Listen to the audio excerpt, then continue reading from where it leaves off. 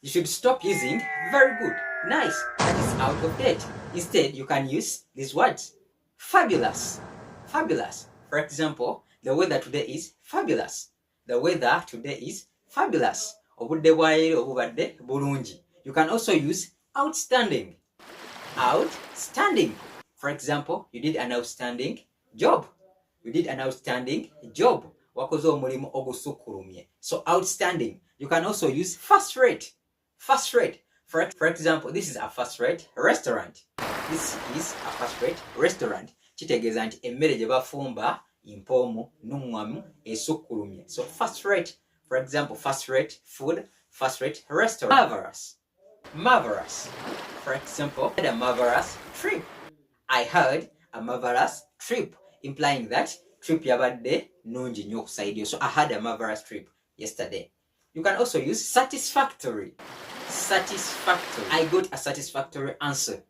I got a satisfactory answer. So wafunye ekintu ekyakumatizza oba kye kyobadde oyagala. So satisfactory.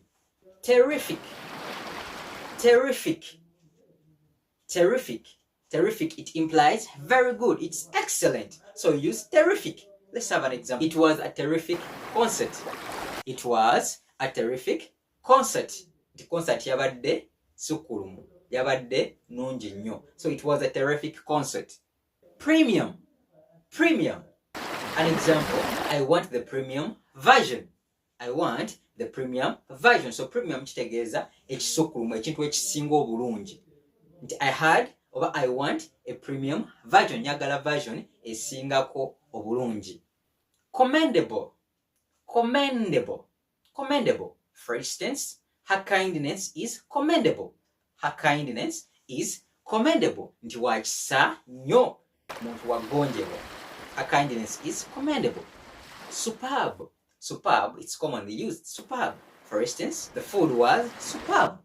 The food was superb. Explain the quality of the food you took. It was superb. It was marvelous. It was very, very excellent. So superb means very good or excellent. Great. Great. For instance, God is great. God is great, implying that Katonda mulungi. So God is great. So those are the words you can use instead of using very good and nice. Bye bye. Let's meet up in the next video.